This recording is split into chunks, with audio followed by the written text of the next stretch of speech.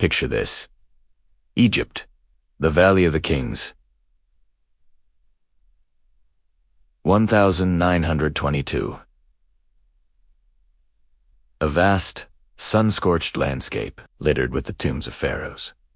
But its secrets are thought to be long exhausted. For centuries, treasure hunters and archaeologists have scoured this valley, leaving behind little more than empty chambers and broken pottery. The world believes the Valley of the Kings has nothing left to give. But one man, a stubborn English archaeologist named Howard Carter, refuses to believe it. He is haunted by a single name, a phantom pharaoh almost lost to history. For 5 long, grueling seasons, Carter and his patron, the wealthy Lord Carnarvon, have been digging in the desert. 5 years of dust, disappointment, and dwindling funds. The pressure is immense.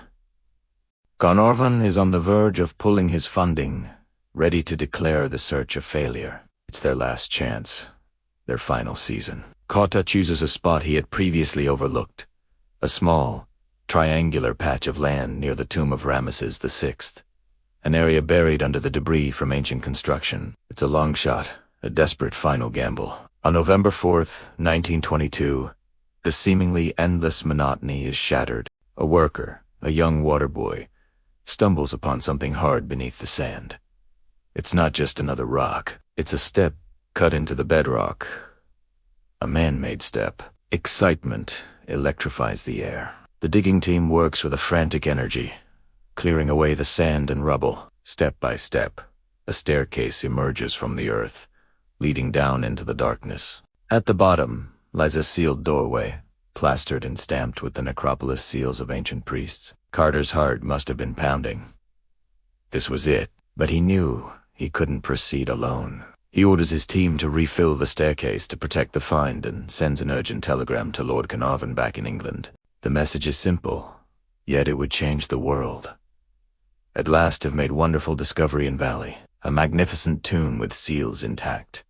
Recovered same for your arrival. Congratulations. Imagine Carnarvon receiving that message. After years of investment and doubt, the ultimate prize was within reach. It takes Carnarvon over 2 weeks to travel from his home at Highclere Castle to Egypt, accompanied by his daughter, Lady Evelyn.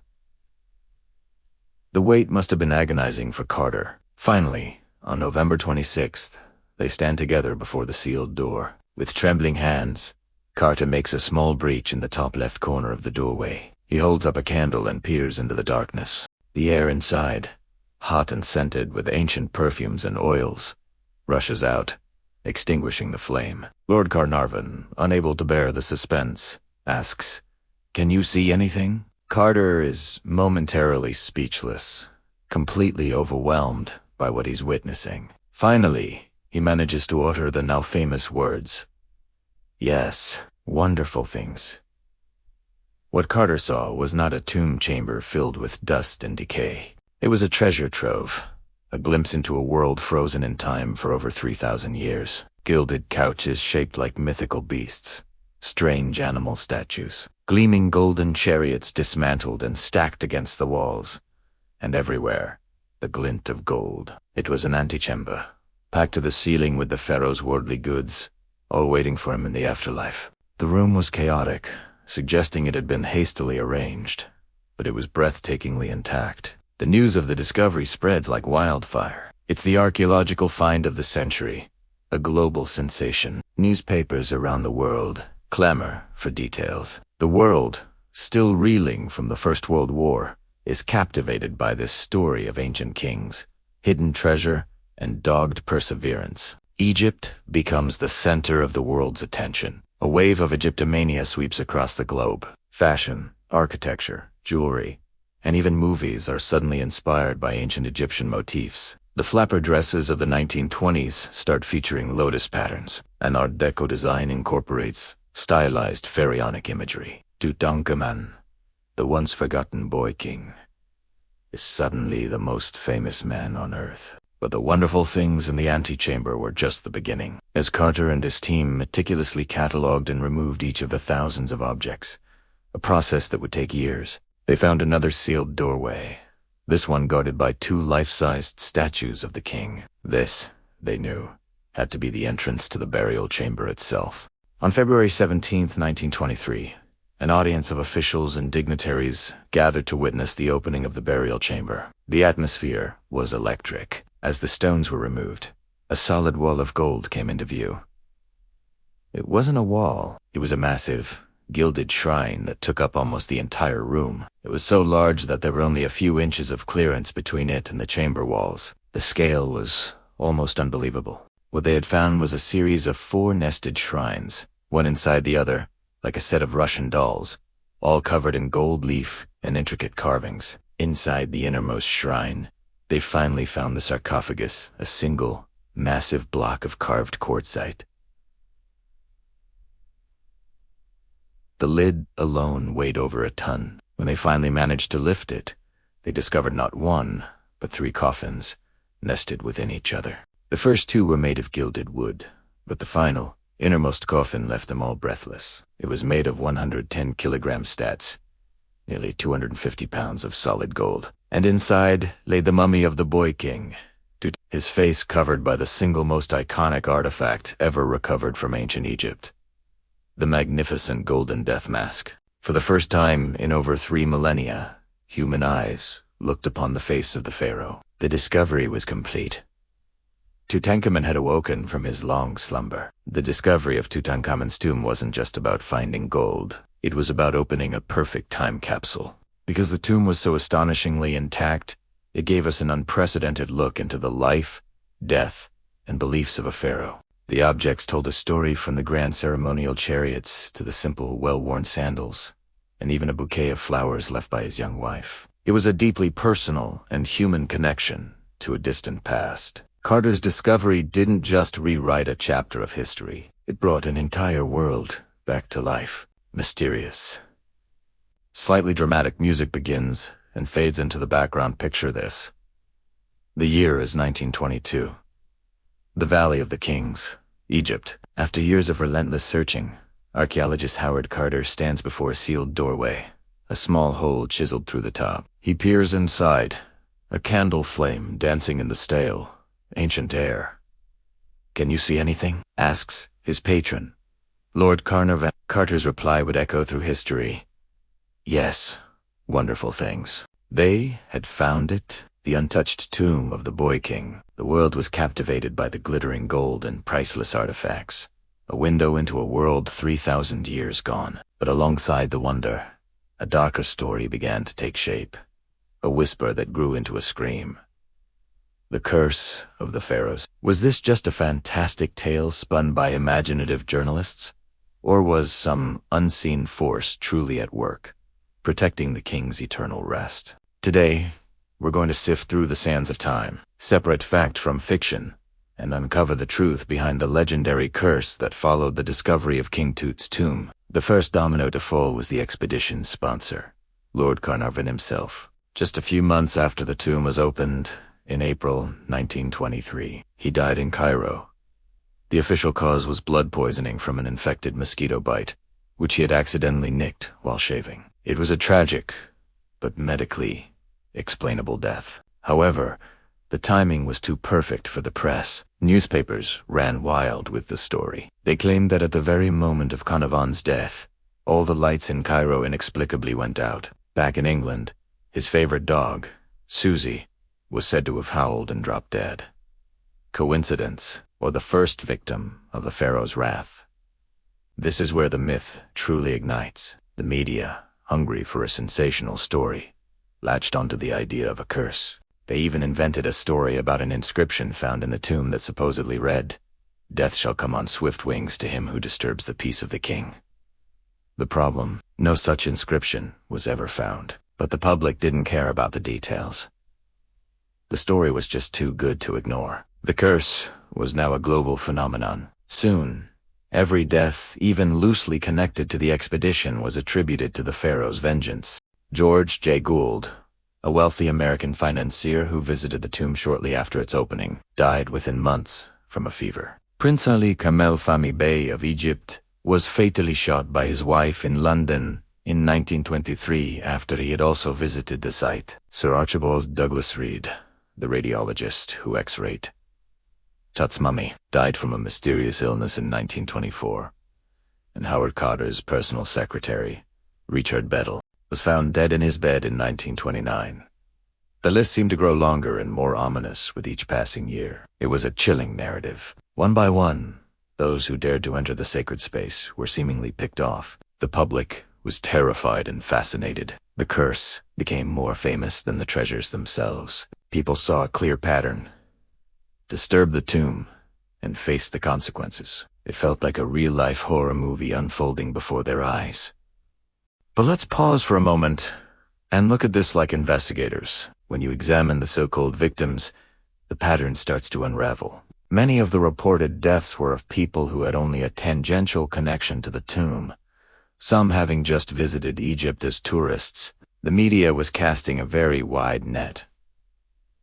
What about the people who were most directly involved? The ones who spent months, even years, working inside the tomb, breathing its air, and handling the artifacts. Let's look at the core team. Of the 26 people present at the official opening of the burial chamber, only 6 died within the next decade. That's hardly a terrifyingly high number, especially considering the general life expectancy and medical standards of the 1920s. What about the man at the very center of it all?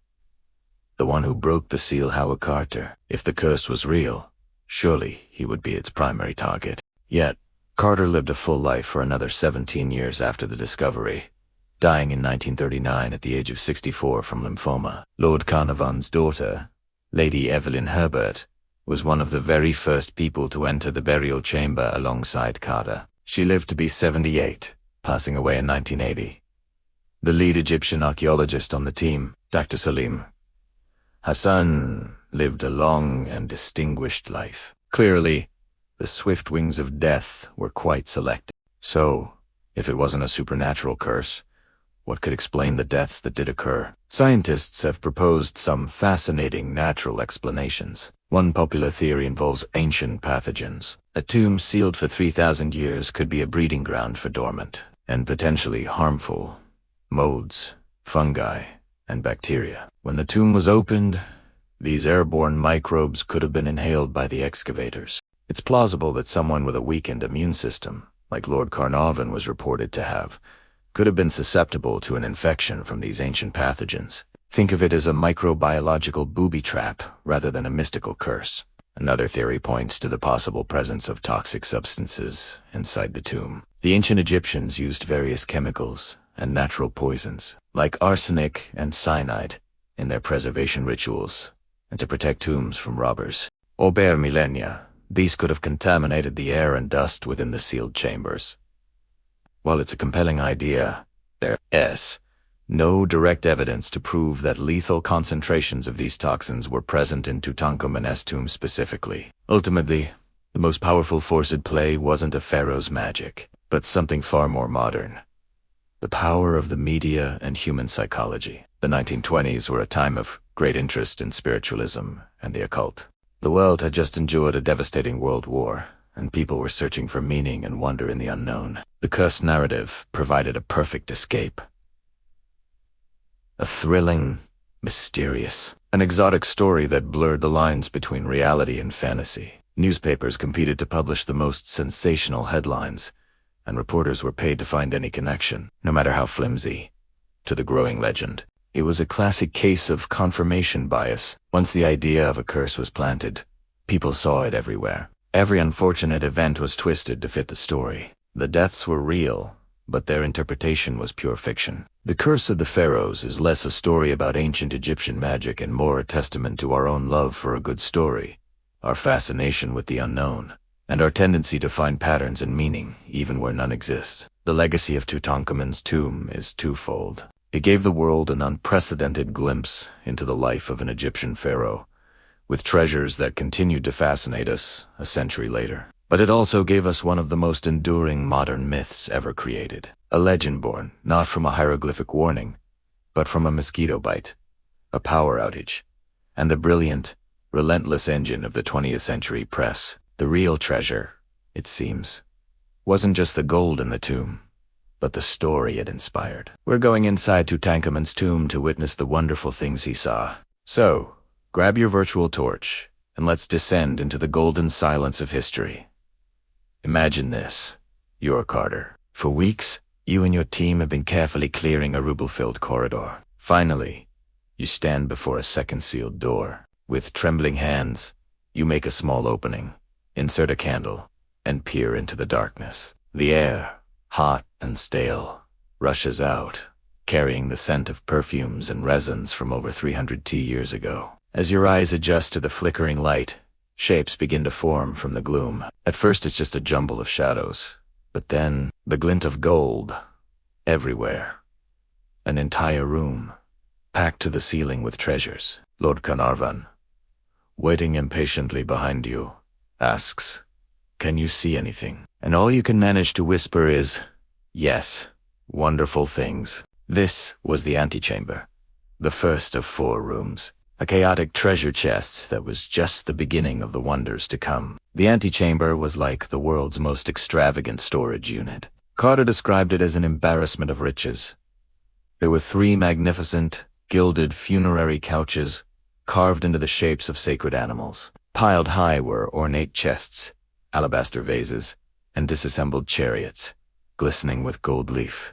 Tucked away were stunning black-varnished shrines and exquisite chairs, including a golden throne that is now one of the most famous artifacts in the world. But amidst the splendor, there were signs of haste and even ancient robberies. Lids were askew on boxers, and items were strewn about. It was clear that the tomb had been entered at least twice, shortly after Tut's burial. The thieves were likely after precious oils and metals, but they were caught, and the tomb was hastily resealed by necropolis officials, leaving this jumbled, yet almost complete, treasure trove for Carter to find. Guarding the entrance to the next room, the burial chamber, stood 2 life-sized statues of dressed in kilts, holding maces and staffs, and coated in black resin to symbolize resurrection. They stood like sentinels of the afterlife. Imagine the awe and intimidation Carter must have felt as he passed between them. He was about to enter the most sacred space, the room that held the king himself. This was the moment the entire expedition had been leading up to. He knew that what lay beyond these guards was the ultimate prize: the sarcophagus and the mummy of the boy king. A pharaoh lost to history for over 3 millennia. The world was holding its breath, and Carter was about to pull back the final curtain. Entering the burial chamber, the team was met with a breathtaking sight. The room was almost entirely filled by a massive, gilded shrine. It was so large, there was barely 2 feet of clearance between it and the chamber walls. But this was just the first layer.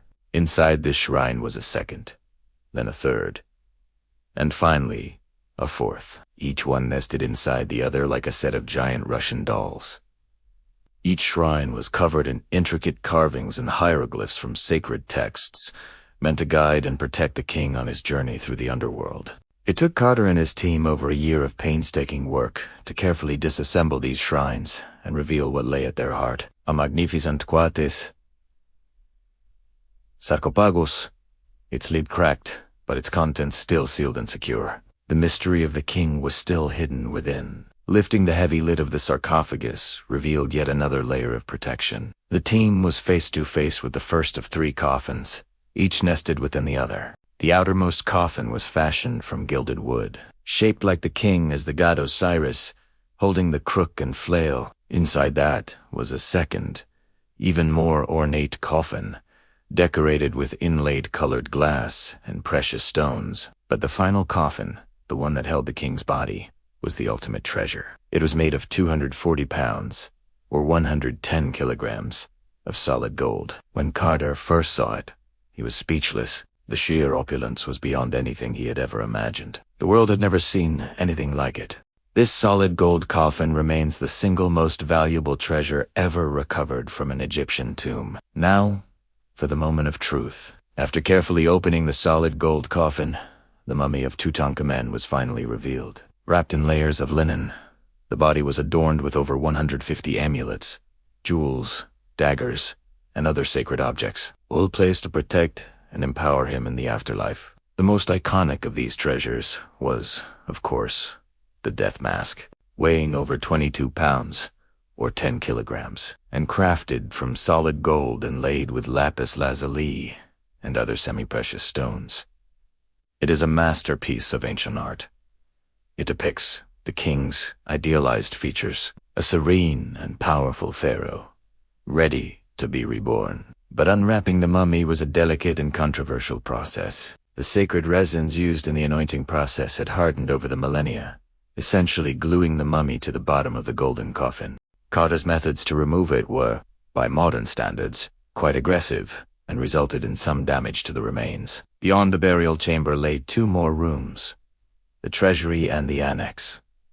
The treasury was guarded by a stunning statue of the jackal god Anubis. Inside, the most important find was the canopic shrine. This golden chest held for miniature coffins, each containing one of the king's mummified internal organs, his liver, lungs, stomach, and intestines believed to be necessary for his rebirth. The room also contained model boats for his journey in the underworld, more jewelry, and boxers holding small statues of the king and various deities. The final room, the annex, was much like the antechamber, a chaotic jumble of items. It seemed to be a storeroom for furniture, oils, wines, and food for the afterlife. It was here that evidence of the ancient robberies was most clear, with objects piled up and even footprints left in the dust by the long-gone thieves. So, what did all this tell us about the boy king? The sheer number of treasures speaks to the immense wealth of the new kingdom, even for a relatively minor pharaoh. The symbols and texts on the walls and objects provide invaluable insight into Egyptian beliefs about death and the afterlife. But the items also gave us a personal glimpse into Tut's life. We found his childhood toys, his hunting equipment, and even over 100 pairs of sandals.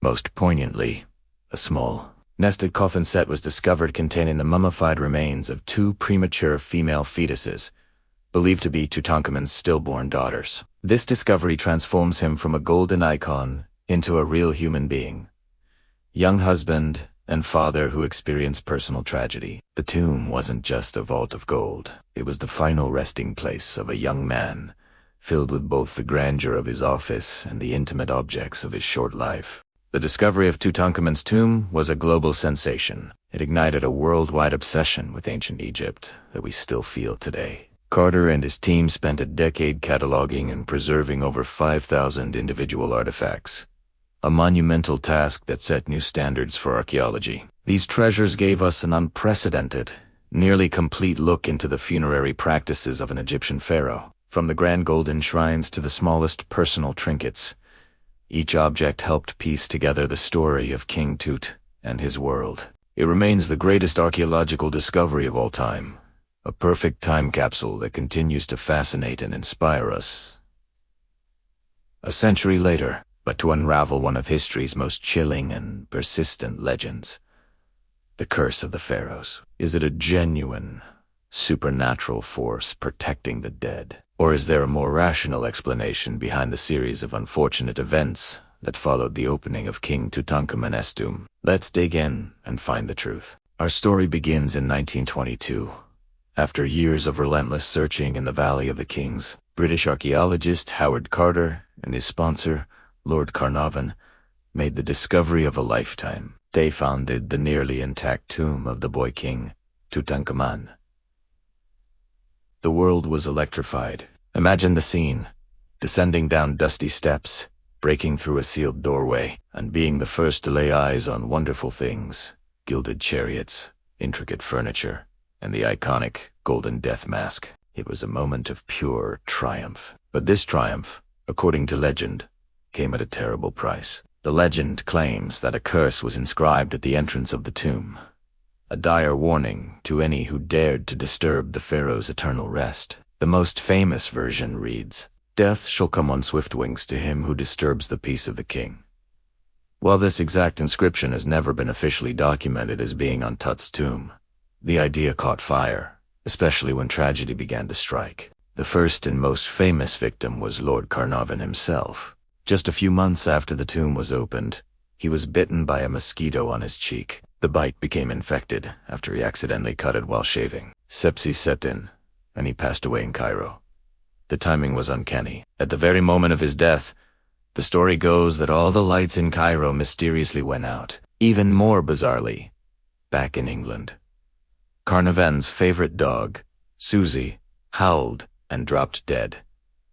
Coincidence, or the first strike of the curse? The media, hungry for a sensational story, ran with it. The tale of the Pharaoh's curse became a global phenomenon, and as the years went by, the list of alleged victims grew. George J. Gould, a wealthy American financier, visited the tomb and died from a fever shortly after. Prince Ali Kamel Fahmy Bey of Egypt was shot by his wife. After a visit, Howard Carter, his personal secretary, Richard Bethel, was found dead in his bed. His father then took his own life. An X-ray technician who examined Tut's mummy passed away. The list seemed to go on, each death adding another layer to the terrifying legend. It's a gripping tale, isn't it? A vengeful spirit, a powerful curse reaching across millennia to exact its revenge. It's the perfect plot for a horror movie, and indeed, it has inspired many. But as fascinating as the supernatural explanation is, science and logic offer a different perspective, one that might be less magical but is equally compelling. Let's peel back the layers of myth and look at the facts. First, let's address the alleged curse inscription. While ancient Egyptians did have protective spells and texts in their tombs, these were generally meant to help the deceased navigate the afterlife and deter tomb robbers with threats of divine punishment, not to target archaeologists thousands of years later. The specific, dramatic Swiftwing's curse was likely a creation of sensationalist journalism at the time, designed to sell more newspapers. Now, what about all those deaths? Let's start with Lord Carnarvon. Yes, he died, but he wasn't a young, healthy man. He was in his late 50s, and his health had been fragile for years following a serious car accident. His immune system was compromised, making him highly susceptible to an infection from something as simple as a mosquito bite. The power outage in Cairo, it was a common occurrence in the 1920s. And the story of his dog dying at the same moment. It's a compelling detail, but it's largely anecdotal and likely embellished over time. To really test the curse, we need to look at the bigger picture. A study published in the British Medical Journal did just that. Researchers compared the lifespans of the 44 Westerners who were present when the tomb was opened with a control group of people who were in Egypt at the time but not involved with the tomb. What did they find? There was no statistically significant difference in their lifespans. The so-called cursed individuals did not die earlier than their peers. In fact, the main person the curse should have targeted, Howard Carter, lived for another 17 years after the discovery, passing away at the age of 64 from limp. Many others who were intimately involved with the excavation lived long and full lives. Dr. Douglas Derry, who performed the first autopsy on Tutankhamun's mummy, lived to be 87. Lady Evelyn Herbert, Lord Carnarvon's daughter, and one of the first people to enter the tomb, lived to be 79. If the curse was real, it was remarkably selective. So, if not a curse, what could explain the deaths that did occur? Scientists have proposed a few theories. One popular idea is the tomb toxin theory. An ancient, sealed tomb could be a breeding ground for dangerous molds, fungi, or airborne bacteria. When the tomb was opened, these pathogens could have been released, potentially infecting those with weakened immune systems. Think of species like Aspergillus, Naegea staresque, or Aspergillus flavus asterisk, which can cause respiratory issues and allergic reactions. This could potentially explain some of the illnesses, especially in an era before modern antibiotics were widespread. However, even this theory has its holes. Most modern Egyptologists and microbiologists are skeptical. While old tombs can contain molds, they are rarely of a type or concentration to be fatal to healthy individuals. Furthermore, many of the deaths attributed to the curse had clear, documented causes completely unrelated to tomb toxins, such as suicide, accidents, or pre-existing conditions. So what's the most likely explanation? It's a powerful combination of coincidence, confirmation bias, and the incredible power of a good story. Think about it. When someone connected to the tomb died, it was reported globally as a victim of the curse. But when they lived to a ripe old age, it wasn't news. We remember the hits, and forget the misses. This is confirmation bias in action. Look for evidence that supports the story we want to believe. The early 20th century was also a time of great fascination with spiritualism and the occult. The world had just endured a devastating world war, and people were searching for meaning, mystery, and a connection to something beyond the mundane. The story of a pharaoh's revenge fit perfectly into this cultural mood. It tapped into our primal fear of death and our awe of the ancient world. The media fanned these flames, creating a self-perpetuating myth that was simply too good to let go. The legacy of the pharaoh's curse endures today, not because it's real, but because it's a fantastic story. It's a tale of adventure, mystery, and forbidden knowledge. It reminds us of the grandeur of ancient Egypt and the idea that some things are best left undisturbed. While science can explain away the deaths with logic and statistics, it can't erase the romantic, chilling appeal of the legend.